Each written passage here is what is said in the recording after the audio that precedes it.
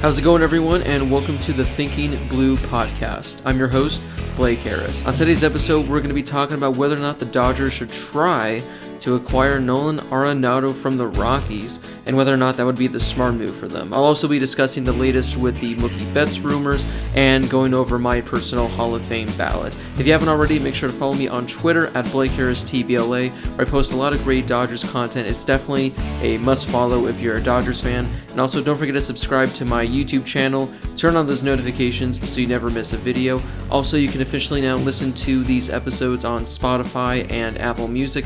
The links to those are in the description below, or you could go to those different programs and just type in Thinkin' Blue with Blake Harris and I should pop up. Alright, before we get into the news, we are officially 65 days away from opening day. Now, a little trivia based on that number. 5 players in Dodgers history have worn the number 65. Again, 5 players have worn the number 65.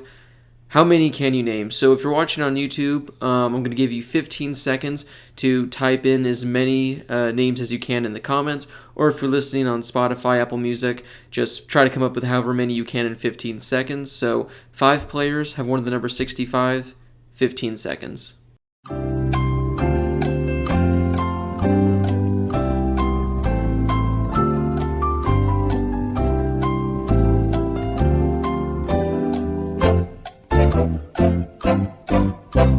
Alright, well, let's see how well you guys did. The 5 players that have worn 65 in Dodgers history. Most recently last year, Casey Sadler wore number 65. Kyle Farmer, a few years back. Austin Barnes. Austin Barnes wore number 65 when he came up. No, he's number 15 now, but he was number 65 then. Jock Peterson. When Jock Peterson came up, he was number 65 as well. And going back to the 1990s, Jose Parra. Alright, now first things first, with the Hall of Fame results being released today, I thought I'd share my own personal 2020 Hall of Fame ballot. Now, unfortunately, I do not have a vote with True Blue LA, not yet at least, but if I were to have a vote, if I were to get to choose which players I think would make it into Cooperstown, these are the guys I would have selected. Alright, I know that you get 10 votes. I know you're allowed to choose 10 players. Now, normally, I always like to think that if you're given 10 choices, you should at least select 10 players. At least select like 7 or 8 players, I would say. I really don't like that some of these voters select like 1, 2, or 3 players. I don't like that personally. I think you should vote for at least, again, like I said, 6, 7, 8 players. Most likely 10, but again, that's just what I think. So these are the players that I currently have cracking my ballot. Derek Jeter, Barry Bonds, Roger Clemens, Larry Walker, Curt Schilling, Scott Rowland, and Omar Vizquel. So yeah, I got 7 guys making my ballot. There was a few others that I potentially could have thrown on there, like Billy Wagner, Jeff Kent, Andrew Jones, but ultimately I just think maybe in a few years they'll be able to make it on. I didn't like voting for him this year, but so I stuck with 7 for mine. Derek Jeter, he's obviously going to make it. Now, Barry Bonds and Roger Clemens, I know people are kind of split with the decision because they cheated in the past. I think that both those guys, they were good enough before the whole steroid thing came out. They would have been Hall of Famers regardless. Now, of course, you can't really prove anything, but you can look at the numbers on Baseball Reference, and Barry Bonds and Roger Clemens, they had such dominant careers, and again, I think without the steroids, they probably would have been Hall of Famers anyway. I mean, their careers were so good. You look at Barry Bonds just like before he became a Giant. Those potentially were Hall of Fame numbers in itself, and I think when he got to the Giants is when he kind of started using steroids. And again, Roger Clemens, he was just so dominant, and I think those two would have been Hall of Famers regardless. I think they're deserving. I mean, Barry Bonds is arguably the best hitter in baseball history. Roger Clemens is arguably one of the 5 to 10 best pitchers in baseball history, and I think those two guys are deserving of being in the Hall of Fame. Larry Walker, it's his final year on the ballot. I think he's more than deserving. I hope he gets in. I mean, his numbers, a very underrated player, maybe because I kind of grew up at the back end of his career, so I didn't really get to be a part of the prime of his career, but I think Larry Walker is more than deserving. Hopefully he makes it, because I think, aside from maybe like Bonds and Clemens, outside of Jeter, Walker is the most deserving. I got Curt Schilling making it. As a player, he was one of the best. I mean, again, I kind of missed the prime of his career because I was a little bit too young, but I still remember him when he was a D-back. I remember him when he was a Red Sox, and I just remember he was such a dominant pitcher. I think he 100% deserves to be in. As a person, he's not a Hall of Famer whatsoever. He's said some very questionable things. As a person, I have my own opinions on him. A lot of people have their own opinions on him, but what he says, what he does outside of baseball shouldn't affect his Hall of Fame candidacy. So I think Curt Schilling as a player more than deserving of making it to the Hall of Fame. And I think that's kind of what's held him to this point of because the things that he's done and said outside of baseball. So hopefully people can put that aside, and as a player, he can make it in. Scott Rowland, pretty good numbers. I mean, not necessarily, the guaranteed lock Hall of Fame numbers, but to take into account him as a third baseman, I believe in the Hall of Fame, the position of third base has the least amount of players in it.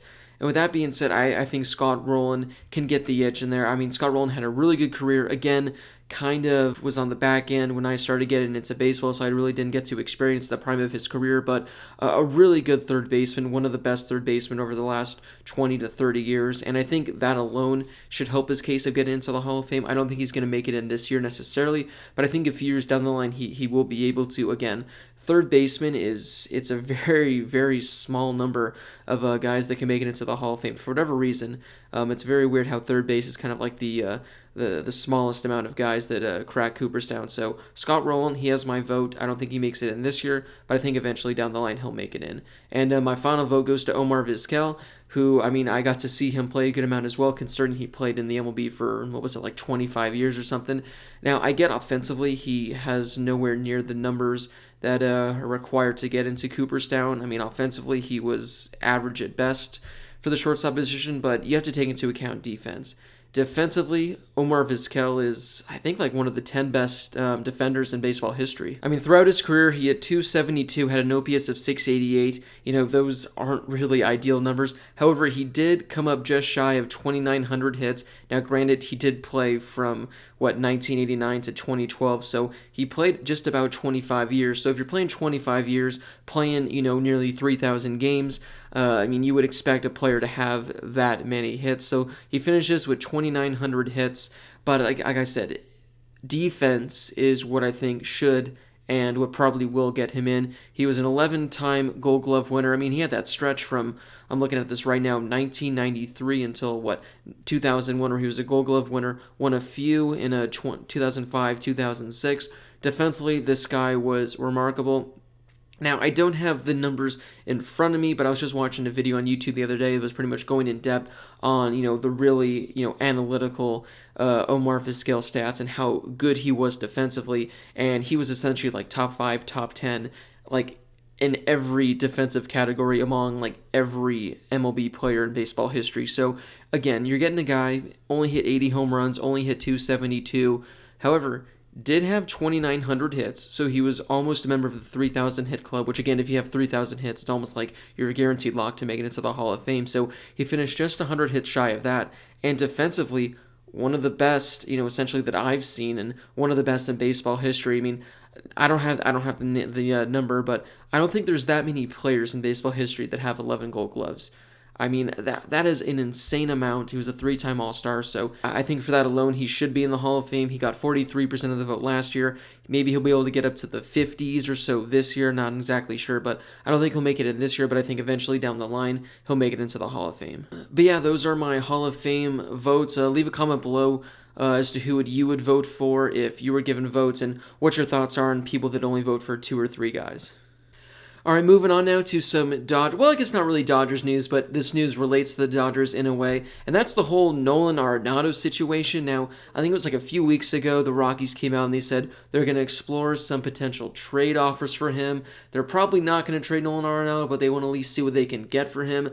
Now, remind you, Nolan Arenado last year signed an 8-year, $260 million contract with the Rockies, which a bunch of people were surprised by. Me and myself, I thought he was going to hit free agency, and I mean, he's from LA. I thought he was going to be a Dodger, but he opted to sign that contract with the Rockies. Now, again, if a team comes and offers you $260 million, regardless of where it is, regardless of who it's for, it's really tough to turn down $260 million, so I'm not shocked that he accepted that deal. But now the Rockies have come out and they said they're, trying to trade him. And for the last few weeks, nothing's really come out about it. The Cardinals, I guess, inquired about him and they were discussing potential players, but that went nowhere. And yesterday, we kind of had a big news drop, and Nolan Arenado shared his thoughts on kind of the whole situation. He talked with MLB.com and said, "There's a lot of disrespect from people there that I don't want to be a part of." You can quote that. And pretty much Twitter kind of broke after that whole thing. And he went on to say, "You ask what I thought of Jeff's quotes, and I say I don't care what people say around there. There is a lot of disrespect." And he also added, "I will not get into the details." He also added, saying, "I'm not mad at the trade rumors. There is more to it." So Nolan Arenado, again, if I were him, I would be upset. I mean, here you are, you signed an 8-year deal to stay in Colorado. You believed in them, you believed in the franchise, and for him, I assume more than anything, he wants to win, and he wants to win while being in Colorado. And here they are, a year into his contract, and they're already saying, "Yeah, we're listening to trade offers for him." So if I'm him, I wouldn't be too thrilled with that. I'd be upset with that. And the fact that he went public with these comments, it makes you think that things in Colorado aren't really going too well right now. Jeff Passan, Ken Rosenthal, they got in on the news. Now, I think it was yesterday or the day before they came out and they said the Rockies look like they're going to stand pat. They're not going to part ways with him. But now, if Nolan Arenado's coming out, he's voicing his frustration, he's upset. Who's to say he doesn't force his way out of Colorado after that? I wouldn't be shocked if he does. So as I mentioned, it was an 8-year, $260 million deal that he signed. The deal includes a full no-trade clause, and he actually has a chance to opt out after the 2021 season. So after a few years, if given the chance, he's able to opt out, get a new contract with a new team, and he also has a no-trade clause. So if a team comes and they want to make a trade for him, Nolan Arenado has the chance to say, "No, I don't want to go there," or he has the chance to say, "Yes, make that trade happen." So as Twitter was going crazy yesterday, I get on the action and I pretty much tweeted saying, should the Dodgers trade for him? Who should they trade for him? I was kind of surprised with how many Dodgers fans don't want Nolan Arenado. I mean, he's currently, in my opinion, the best third baseman in baseball. He's the best defensive player in baseball. You can make the case, maybe him or Matt Chapman, but defensively, Nolan Arenado is at least top 3 in baseball.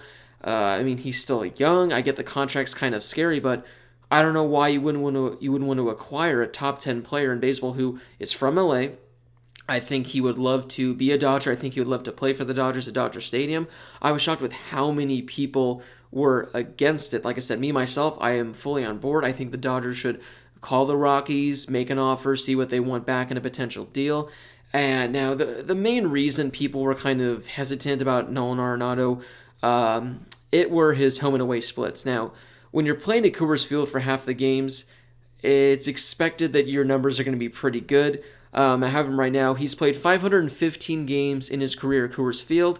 He's hit .324 with an OPS of .995. So over 500 games, an OPS of 1,000.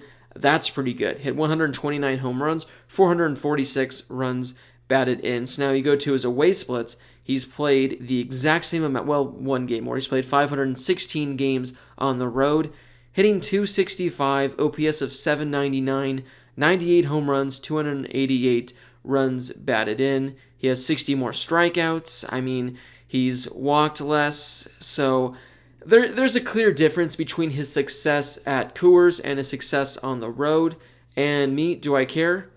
Not one bit. I really do not care that his home and away splits are, significantly different. Now, again, when you're comparing his home to away, of course, you have a guy that has an OPS of 1,000 compared to an OPS of 800.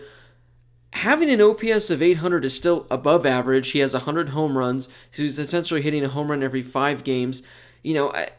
Again, they're not the Coors Field numbers that people just assume with Nolan Arenado that he's an elite player, but it's not like he's a slouch, outside of Coors Field. I mean, an OPS of 800, again, that ain't an OPS of 900 plus, but an OPS of 800 is still pretty good. He'd be a great upgrade for the Dodgers, at third base. And again, he's still a guy that defensively is without a doubt, in my opinion, the best. Again, maybe you can make a case with Matt Chapman, but I think Nolan Arenado is the best defensive third baseman in baseball. He's still young, he hasn't hit age 30 yet. And looking at his numbers right now, He's been pretty good at Dodger Stadium throughout his career. He's played 60 games there, has an OPS of 831, has hit 16 home runs, which outside of Coors Field is the most home runs he's hit of any stadium throughout his career. So again, he's done well at Dodger Stadium. It's not as great as Coors Field, but this is a guy that would drastically help the Dodgers lineup. He'd help them in the field. He'd help them in, the starting lineup. And I think this is a guy that the Dodgers should try and acquire because, like I mentioned,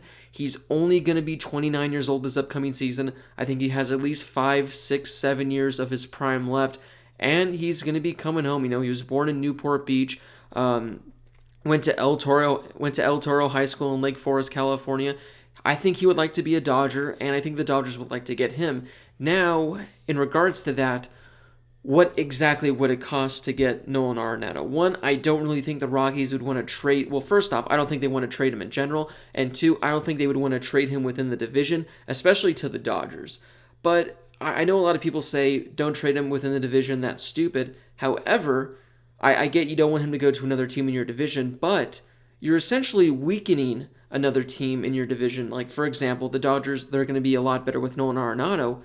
But if you're the Rockies and you can get some of the Dodgers' top prospects back, not only are you improving your farm system, you're improving your longevity of your team moving forward, you're hurting the Dodgers in the future. So let's just say that in a potential trade, it costs Gavin Lux, Dustin May, DJ Peters, and I don't know, maybe like a prospect in the 20s, and maybe like a Jock Peterson. Let's just say something like that. Again, I'm just taking an offer and just going with that. All of a sudden now, you're taking the top 2 Dodger prospects, you're hurting their farm system, you're taking Jock Peterson away, which again, Nolan Arenado's a lot better than Jock Peterson, but it's still going to kind of, hurt the Dodgers a bit losing Jock Peterson. So I understand when people say don't trade within the division, it makes the other team better, but you're also taking pieces away from them and kind of, hurting them in the long run, which again, I think the Dodgers are going to be fine in the long run, but if you're taking away Gavin Lux and Dustin May from them, that will hurt the Dodgers just a bit, and I really don't understand what better offer the Rockies can get for Nolan Arenado. Now, again, he has a huge contract. It's kind of like the whole Giancarlo Stanton thing where he has a lot of money owed. But I think this is a little bit of a different situation where the Nolan Arenado is not too egregious. I mean, it's a lot of money. But the Giancarlo Stanton deal, that one was just absurd from the moment that thing was signed. Everyone agreed that he was not worthy of $330 million, however much he signed for. I think Nolan Arenado got a fair contract. I think 8 for, $260? I think that was more than fair. He already has a year off the contract. He does have an opt-out soon, so he might not be there long term. And I think he's worth it. Now, would the Dodgers part ways with Gavin Lux and Dustin May? I'm not entirely sure. If the Rockies were to ask for Gavin Lux and Dustin May, I think that's more than fair. However, I think the Dodgers would kind of stand pat on that. Now, if the Dodgers could maybe work a deal like Gavin Lux, Keibert Ruiz, Tony Gonsolin, and then again, like a lower prospect, again, I think that's more than fair, and I think the Dodgers should pull the trigger. It's tough really seeing what teams could offer a better package than the Dodgers. I mean, I know the Cardinals were kind of talking with the Rockies, but it's tough to see them offering a better package. Now, again, I don't know who they would have included, what names were thrown on the table, but overall, I think that the Dodgers have one of the best packages to offer because not only do they have the farm pieces that will be great fits for the Rockies, again, you could throw a Jock Peterson into the equation. You could throw maybe like a Ross Stripling into the equation where not only are they getting minor league players back, they're getting pretty good big league talent back. I mean, all-star big league talent back as well. So I definitely think there's some names that the Rockies would like. Again, it's just a matter of do they want to trade them to the Dodgers? How much are they asking for? But I without a doubt think the Dodgers should be involved. I think they should be hitting up the Rockies, asking what they're wanting, and staying in contact because, again, I don't think Nolan Arenado is going to be happy in Colorado moving forward. I mean, that's just not a thing you do after signing a contract like that. You don't say he's available in trade offers. But if the Rockies want to be better moving forward, I think it's best to trade Arenado because with this team they have now, they're not going to be winning the division anytime soon. They might be competing for a wild card, they just might be, but I don't know if they can win 85 to 90 games this upcoming season. So you're at a part where I think you have to part with Nolan Arenado, save $200+ million, pick up some good prospects, maybe some young talent, and kind of just rebuild from there. And especially if you're the Rockies, if you can get like a Dustin May, a Tony Gonsolin, some of these other pitchers, maybe like a Josiah Gray, something like that, I think you should do it. I think you should build the farm system with your pitchers because the Rockies have a pretty good farm system already. They have some good hitters down there, but I think they need to get some better pitching arms. And again, the Dodgers have the best opportunity to do so. So if I'm the Dodgers, I try to acquire him. If I'm the Rockies, I try to trade him. But then again, that's what I think. But I think overall, the Dodgers and Rockies make too much sense as a potential trade package. All right, so that's all on the Nolan Arenado situation. I'm going to touch briefly on the Mookie Betts situation. Now, in the last episode or 2 episodes ago, I talked about the Dodgers and their involvement with Mookie Betts. I think it'd be a good deal. Now, I guess Buster Olney came out the other day and pretty much said that the Red Sox are looking to package both Mookie Betts and David Price in a potential deal. Now, Mookie Betts is making, I don't have the exact number, but I think it's like $28 million this upcoming year in arbitration salary. He's going to be free agent in a year. David Price, he has $96 million in guaranteed money left on his contract, and the Red Sox want a team to take on either most or all of his remaining money. So you're asking a team to take on $100 million in him, take on $30 million in Mookie Betts. So it's $130 million you're asking for a team to take on. Now, the Red Sox came out and said to acquire those 2 quality veterans, they would like 2 high-end prospects in the deal. So 2 high-end prospects, what exactly does that mean? I think the Dodgers, if they have any interest, which I think they do in Mookie Betts and David Price, I think they could do this trade without parting ways with Gavin Lux and Dustin May. Now, again, high-end prospects, that can mean a bunch, but I think that essentially just means 2 top 10 prospects. So I think the Dodgers, I think they can do this deal by giving away Keibert Ruiz, giving away Tony Gonsolin. Now, I think there was like a report that the Red Sox were interested in Will Smith. If that's the case, again, I think that's a good deal for the Dodgers. Maybe give him Will Smith, give him Tony Gonsolin, and then give him maybe like a prospect in like the mid-teens, maybe like low 20s. Or again, throw in like a Ross Stripling, throw in a Jock Peterson, throw in a big league piece. And I think that's more than fair. I think the Dodgers can get this job done without giving away Lux or May because, again, Mookie Betts has 1 year left on his contract. He's making $30 million this upcoming season, and then he's going to be a free agent. So he can walk in 1 season, and that's going to be a very, very tough thing for the Red Sox to sell for other teams because I don't think teams are going to want to pick up Mookie Betts for a year with a chance that he leaves in a year. If you're acquiring Mookie Betts, you're acquiring him because you think he will sign with you long term. And David Price, now again, I've said this before, I think he's an okay pitcher. I think if he's your number 3 or number 4 starter, you're in really good hands. I think he's an above average starter. He's not worth $100 million for the next 3 seasons. So you have the Red Sox, you're asking, again, teams to take on $130 million, and you shouldn't have to part with your number 1 or number 2 or maybe even number 3 prospects to get him. Now, I do think they can get a few top 10 guys out of it, but I think the Dodgers can get the job done without parting ways with those top guys. Will they? We're going to have to wait and see. Ultimately, I think the Dodgers end up with Mookie Betts and David Price. However, I think it's at the trade deadline, or I think it's going to be before the trade deadline. I don't think that a deal is going to happen within the next month, before spring training gets around, unless something just crazy happens. I think the Red Sox are going to be an okay team this season, probably below 500. And come the trade deadline, they're not going to be re-signing Mookie Betts. They still are going to owe David Price a lot of money, and they're going to say, okay, we got to get rid of him. Let's see what we can get back.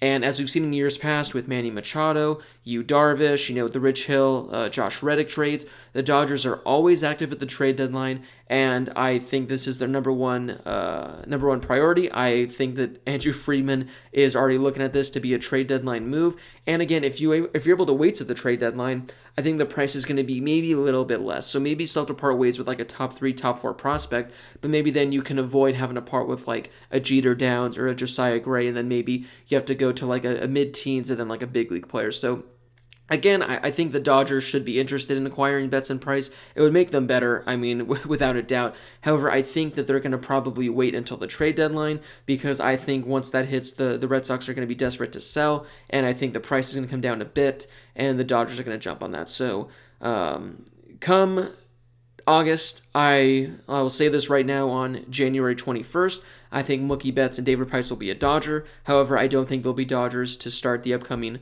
2020 season. All right, now it's time to move to the Q&A segment. Now, if you'd like to ask me a question, like I said, you can either leave a comment below and I'll answer it in the next podcast, or you could follow me on Twitter at BlakeHarrisTBLA. Usually about an hour before I record the podcast, I tweet out saying, hit me up with your questions, and I go from there. So, again, follow me on Twitter at BlakeHarrisTBLA, where I can answer your questions there and talk Dodgers with you. It's a great follow. So let's go to the tweets right now, and this comes from Josh at Kershaw Goat. Gonsolin or May for the 5th starter. So right now, it looks like the starting rotation is going to be Walker Buehler, Clayton Kershaw, Kenta Maeda, and Julio Urias. I think those are the 4 locks. I think those are the 4 guarantees. Now, the Dodgers did add Alex Wood. They added Jimmy Nelson, in which I'll talk about in another podcast. I'll talk about those moves. So essentially, you have Nelson, Wood, May, Gonsolin, and I guess Ross Stripling. I mean, you got 5 guys that can compete for that 5th and final starter spot. I think ultimately Dustin May will get the 5th rotation spot. I think Dustin May is better built for the starting rotation than he is the bullpen. He did a lot better as a starter last year than he did as a reliever. I think Tony Gonsolin for the Dodgers, I think he has the chance to be a really good 7th or 8th inning setup guy to Kenley Jansen. Maybe in a few years, Tony Gonsolin can slide into that closer role. I love Tony Gonsolin's stuff. I think he's a really good pitcher, but I think for the Dodgers, they view him more as a reliever long-term, or maybe kind of like a Ross Stripling, a guy that can eat innings. So as of right now, I think Dustin May is probably going to be the 5th starter. But then again, who knows? I wouldn't be shocked if Alex Wood, he gets that 5th starter spot. Jimmy Nelson has starter experience, so I'm not exactly sure what they plan on doing with him. So a lot can change there, but in regards to Gonsolin or May, I think I'm going to have to give the edge to Dustin May right now. All right, our next one comes from Klein25. He said, do you expect some struggles with the Dodgers rotation early on in the season? I will 100% do, because as I mentioned, I think the rotation right now is going to be Buehler, Kershaw, Maeda, Urias, and then May. Walker Buehler, he's going to be a Cy Young candidate. He's going to be an all-star. He's going to be one of the best pitchers in baseball this year. No questions asked. Clayton Kershaw, now he did have a down season last year, but by his standards, a down season is like the best season of a career for most pitchers in baseball. I wouldn't be shocked if Kershaw has some regression, but I wouldn't be shocked if he's, comes out and kind of returns to his Kershaw form, has an ERA of like under 2.7 or something like that. The rest of the rotation, though, I do have some concerns with. Kenta Maeda, he'll be the same he always is. He'll give you 20 starts. He'll have an ERA of around 4. He'll give you some starts where he goes 7 to 8 innings and looks dominant. He'll have some starts where he only lasts a few innings and looks pretty bad. And, I think he's okay, but if he's going to be your number 3 starter, I am a little concerned with that. Julio Urias, he's going to be back in the starting rotation. Now, he has shown flashes of being a really good pitcher. He showed flashes of being a really good starting pitcher. But it's been a while since we've seen him have a consistent, role in the starting rotation. I mean, he's missed the last few seasons, and he's been put to the bullpen and that, so it's been a few seasons since he's been a starter. Do I think Julio Urias can excel as a starter? I do, but again, until he proves that, I'm going to kind of hold my breath on the whole situation. And then again, you're going to the number 5 starter with either Tony Gonsolin or Dustin May. We saw flashes last year with Dustin May and Tony Gonsolin. We saw that they have, what it takes to be a good starter, but we also saw that they kind of struggled at times. They might have not have been ready to be a starter. So again, they're going to be rookies technically again. I'm going to hold my breath until I see a month or two under their belt and see how they can go as a starter. And again, I mentioned guys like Jimmy Nelson and Alex Wood. There are question marks as well, where Alex Wood, we've seen what he can do in the Dodgers starting rotation, but last year was a bad year for him. What do we expect this year? So yeah, I think we can expect some struggles with the Dodgers rotation early on during the season. Like I wouldn't be shocked if 2 months in, the starting rotation has an ERA of like around 4.5. But I also wouldn't be shocked if through the first month or two, the Dodgers have the best starting rotation in baseball. So Buehler, we know what to expect from him. Kershaw, I have an idea of what we can expect from him. Maeda, we kind of have an idea what to expect, but it's just Julio Urias, he's a wild card, Dustin May's a wild card, and all the other guys are wild cards as well. But I wouldn't be too worried about it because, again, all these guys have shown such great potential, and I think ultimately the Dodgers are going to be fine with that starting rotation. All right, our final question comes from Joseph Rocco at ASVP Rocco, or is it Rocco? Rocco again. I'm like literally the worst at trying to get names right, so I apologize, Joseph. He says, what would your ideal offseason have looked like? Well, my ideal offseason would have been the Dodgers would have signed Garrett Cole and Anthony Rendon. That would have been my absolute ideal offseason. Going into the offseason, I was optimistic the Dodgers would sign one of them. I was more so on board with Garrett Cole. I thought that would have been a great signing regardless of how much it would have cost. But, both those didn't happen. I really wanted the Dodgers to upgrade the bullpen a bit, which they did with Blake Trinan. So my ideal offseason was essentially getting, I said I wanted two, but realistically I was hoping for one of them. My ideal offseason would be getting one of those two guys along with a really good bullpen piece, and then maybe like another starter in case Rich Hill or Hyun-Jin Ryu walked. I really wanted Ryu back, but again, he was asking for a lot of money. I think the Dodgers were smart not to offer him that money, so picking up another starter was something I really wanted them to do. And, they went and got Alex Wood, Jimmy Nelson. They're not names that are like, wow, what a great acquisition that is, but come to the season, those might turn into really good moves. So, yeah, that was my ideal offseason at the beginning of the offseason.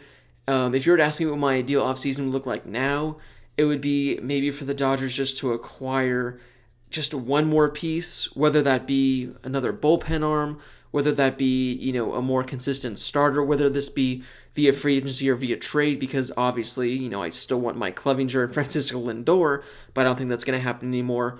Or if the Dodgers can go out and sign another bat, whether that be a starting bat, whether that be like a bench piece, whatever, I think they need one more piece, again, whatever that may be, but overall, I had a different vision of the offseason a few months ago, and right now I have a completely different vision of what I'd like.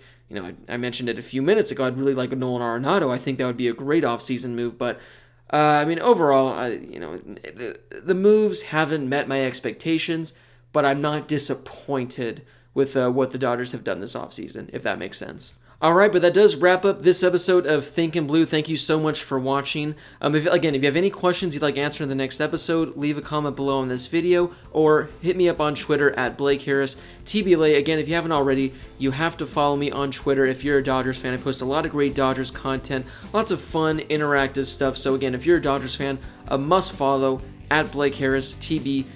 Thank you guys for listening. Make sure to give this video a thumbs up if you enjoyed it, and don't forget to subscribe if you haven't already, and turn on those notifications so you don't miss another podcast in the future. As I mentioned earlier, I also post these on Spotify and Apple Music, so if you can listen on YouTube, you can listen there. The links are in the description below. You can go over there, you can listen, you can subscribe, that way you don't miss episodes over there as well. Lots of great videos coming in the future. I'm going to be having more podcasts in the coming weeks talking about the Dodgers offseason moves, and again, as I mentioned, talking about the whole cheating scandal and what my thoughts are for a Dodgers fan on the whole situation. I also have a bunch of other Dodgers videos planned as well that aren't podcasts, that kind of are more Dodger-related videos as well. So again, if you're a Dodgers fan, you definitely want to subscribe to this channel. A lot of great content coming your way. So again, thank you so much for listening. Make sure to subscribe, follow me on Twitter. This has been Blake Harris, and I will see you guys very soon.